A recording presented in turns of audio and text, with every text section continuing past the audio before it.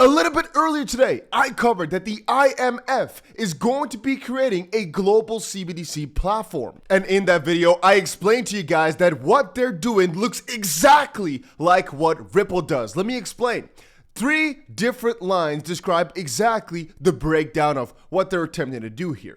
The IMF plans to develop a global platform for central bank digital currencies.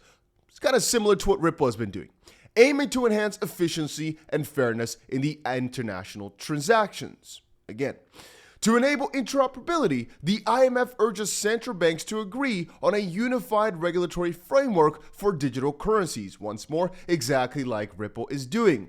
And they say CBDCs can further financial inclusion and make remittances cheaper, currently costing an average of 6.3% in money transfers. Again, exactly like Ripple has been doing for a while through XRP, but also through their, subsidiary, or let's call it their other vertical, where again, the CBDCs will be based. What's the main premise? Make life better for everybody. Because I don't think want CBDCs, you and I, as our crypto people, but for a lot of the normal non-crypto folk that would never switch over to something they have full control over themselves, CBDC might be one of the best ways to let them still save money and still get into this newer modern world. And since it's, let's say, mostly inevitable for a lot of different places, why not, as Ripple, make sure that people get the best benefits out of it? And that as a company, you also make money on it. It's double smart. But, take a look. And before we actually take a look, make sure you press that like button and let me show you this. So right now, it's been talked about like crazy.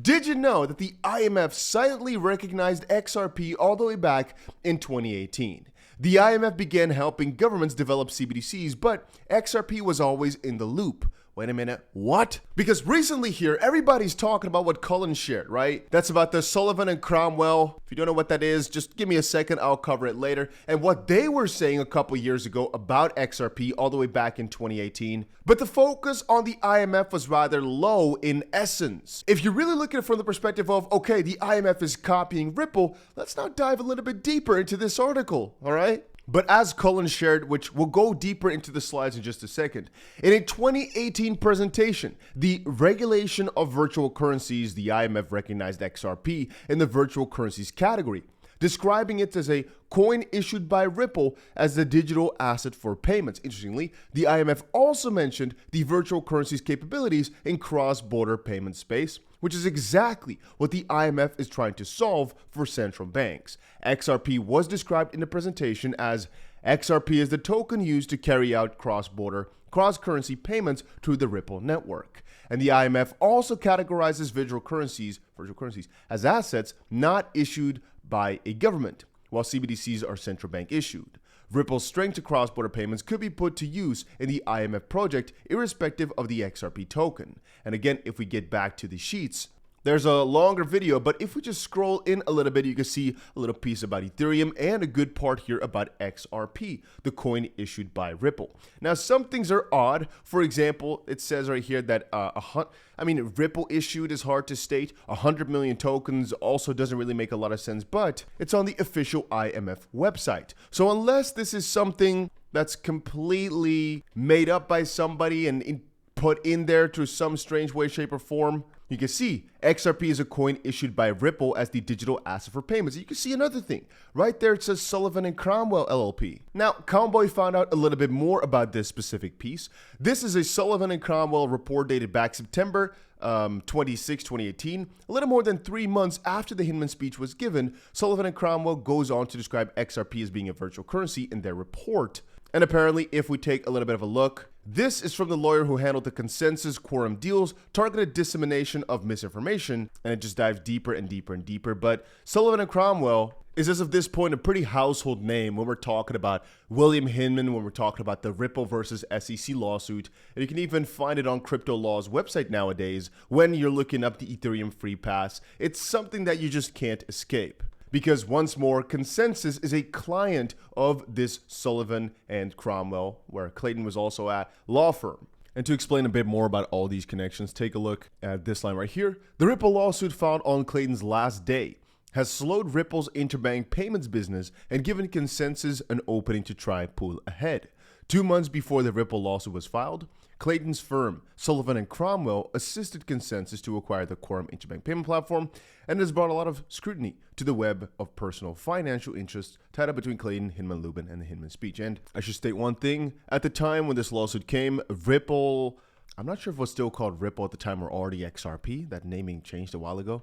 Let's just say XRP and Ethereum were very neck and neck in terms of pricing. And you've got to understand, this whole speech with SNC on the sheets part and William Hinman in the actual talking part, plus the acquirings of all these things, it's kind of funny how all these things tie together when you realize it from the perspective of what we were covering earlier, that it's just so much deeper of a connection web than might meet the eye. And Ethereum is so deeply engraved into all of it. And so the fact, again, from two sides, that this whole debacle on XRP is on the IMF, where they're purposefully, in my opinion, giving out wrong information, but are acknowledging that XRP is really a crypto, yet it didn't get that status, and Ethereum did. But also at the same time, the law firm knows probably quite a lot about crypto, yet still decided to put all this wacky stuff about XRP and make Ethereum quite solid. Why again?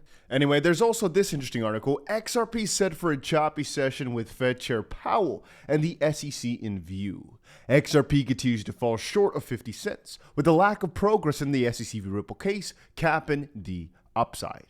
However, court rulings could come anytime. Now, one thing I'm going to discuss a little bit later in another video is what would really happen if Ripple were to lose, and what is our expectation for XRP. Right now, as it currently stands, I personally believe that this whole paper by the IMF and the whole situation that we described within this video, everything going on here, is one of the most extremely bullish catalysts for XRP out there.